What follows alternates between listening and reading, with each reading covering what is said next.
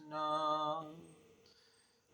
হরি বল হরি কৃষ্ণ কৃষ্ণ কৃষ্ণ হরে হরে, হরে রাম রাম রাম হরে হরে।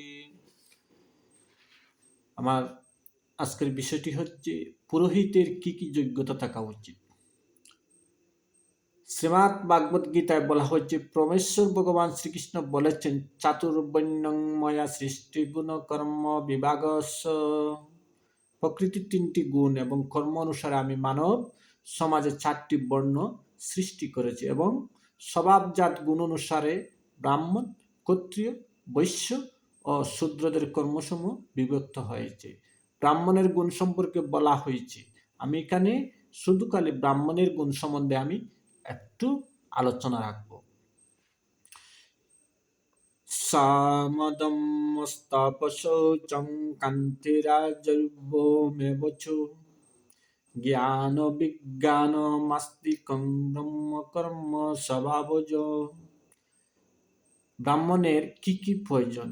সম অতীন্দ্রিয়ের সংযম, দম বহিরেন্দ্রিয়ের সংযম, তপ তপস্যা, শৌচ শুচিতা, কান্তি সহিংসতা, সরলতা, জ্ঞান বিজ্ঞান, আস্তিক্য, এগুলো ব্রাহ্মণের স্বভাবজাত গুণ বা কর্ম।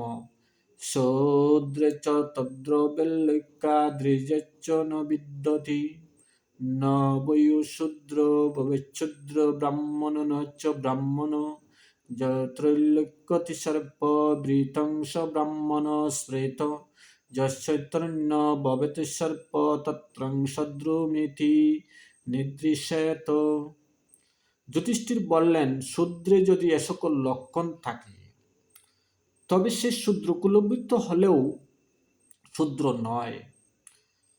আবার ব্রাহ্মণের যদি লক্ষণ না থাকে তবে সে ব্রাহ্মণ নয়। যে পুরুষের এ সকল গুণ দেখা যাবে তিনি শূদ্র কুলবৃত্ত হলে তাকে ব্রাহ্মণ বলে জানবে, এবং যে পুরুষের এ সকল গুণ থাকবে না তিনি ব্রাহ্মণ কুলবৃত্ত হলেও তাকে শূদ্র বলে নির্দেশ করবে। হরে কৃষ্ণ। অর্থাৎ জন্ম অনুসারে নয়, গুণ এবং কর্ম অনুসারে কারো বর্ণ নির্ধারিত হয়। কিন্তু আজকাল পূজার ব্রাহ্মণ নির্বাচনে তা কি বিবেচনা করা হচ্ছে? ব্রাহ্মণ অবশ্যই 4টি পাপকর্ম, যথা আজকালকে আমার ব্রাহ্মণের কিছু আমি আলোচনা করতেছি। যেমন ব্রাহ্মণের অবশ্যই 4টি পাপকর্ম, যথা আমিষ হার। আমাদের ব্রাহ্মণরা আজকালকে আমিষ হার করেন। নেশা, দ্রুত ক্রীড়া, তাস পাশা জুয়া ইত্যাদি এবং অবৈধ যৌনসঙ্গ বর্জন করবেন। অর্থাৎ প্রথমত তাকে সতগুণ অধিষ্ঠিত হতে হবে। রজতম গুণ আচ্ছন্ন অসংযমী ব্যক্তির ন্যায় তিনি নিশ্চয়ই শাক, মহিষের মুন্ড আর অর্থাদের লালসায় কুশাসন উপবেশন করবেন না।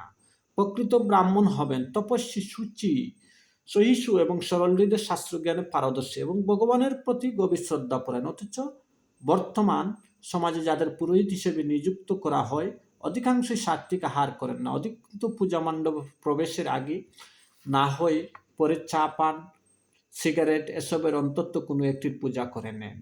আর শাস্ত্রজ্ঞানের কথা কি বলবো, অনেকেই সঠিকভাবে মন্ত্রে উচ্চারণ করতে পারে না।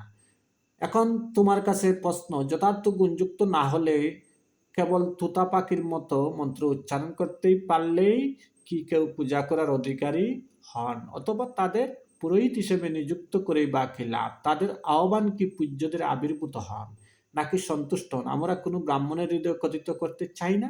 শুধু একটুকুই বলতে চাই, ব্রাহ্মণ্য গুণসম্পন্ন না হওয়ার সত্ত্বে যারা পুরোহিত্য করেছেন তারা যেন দয়া করে প্রকৃত ব্রাহ্মণ গুণসম্পন্ন হন, এবং যারা পুরোহিত নির্বাচন করেছেন তারাও যেন যোগ্য ব্যক্তিকে পূজা কার্যে নিযুক্ত করেন। প্রকৃতপক্ষে ব্রাহ্মণকুলে জন্ম না নিয়েও এমনকি শূদ্রগুলোও যদি কেউ গুণগুলো অর্জন করেন তবে তিনি ব্রাহ্মণ বলে পরিগণিত হবেন এবং তিনি পূজা অন্যান্য বৈদিক সংস্কার কার্য সম্পাদনের অধিকারী।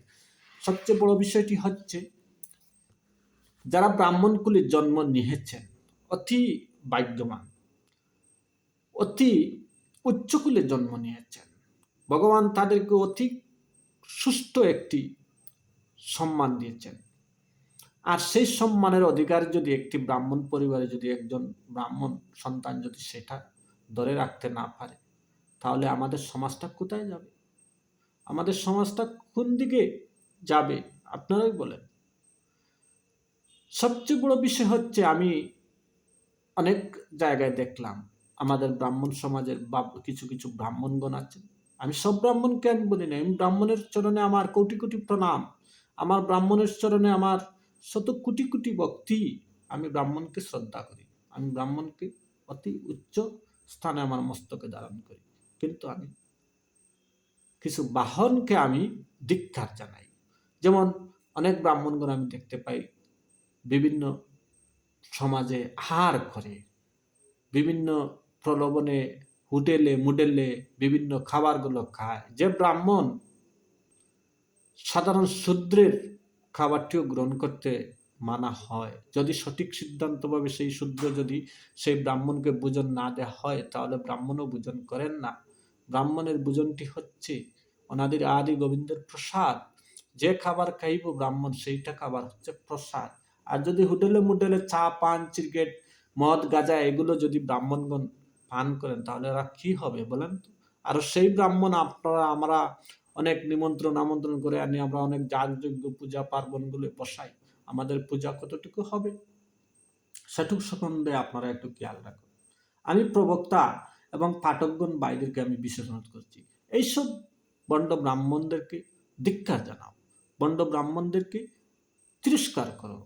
আমাদের সঠিক সিদ্ধান্তে চলে আসুন, আমাদের মানব সমাজটা একটু এগিয়ে আসুক, আমাদের ধর্মটা আরো একটু এগিয়ে আসুক। আমাদের আমাদের মানব সমাজের আমাদের অ্যাক্টিভ কয়েকজন মানুষের দরকার। আমার প্রবক্তা, বাংলাদেশের প্রবীণ বক্তা গোপীনাথ ব্রহ্মচারী, উনি যেগুলো বলেন সবটি সঠিক সিদ্ধান্ত বলেন। ওনার মতন যদি আরো 10-12 জন যদি কয়েকজন যদি আমার প্রবক্তা বাইগণ হতেন, তাহলে আমাদের বাংলার বুকে বাংলার সমাজে আমাদের সনাতন ধর্মটা আরো এগিয়ে আসতো। জিতেন্দ্রীয় ব্রহ্মচারী মতন কয়েকজন প্রবক্তা হলে আরো একটু এগিয়ে আসতো। তদ্রূপ আমাদের বাংলাদেশে অনেক গ্রামে গঞ্জে অনেক পাঠকগণ, অনেক ভাই বন্ধুরা আছেন, যে পাঠকগণ, যে পাঠিকাগণ, ওরাই মাছ মাংস খেয়ে গিয়ে অনেক উপবেশনে গিয়ে বসে ভাগবত কথা আলোচনা করে। ওদের মুখ থেকে যে আলোচনাগুলো মানুষ শুনে, ওদের হৃদয়ে একটু ভক্তি জাগ্রত হয় না। আমি তাদেরকে বিশেষভাবে অনুরোধ করি, বলি ওরা যাতে এইসব প্রবচন, এই যে অসাধু আচরণগুলো ওরা তো ছেড়ে দাও। দেখবেন ভগবান সবার হৃদয়ে কৃপা করবেন। হরে কৃষ্ণ কৃষ্ণ কৃষ্ণ হরে হরে, হরে রাম রাম রাম হরে হরে।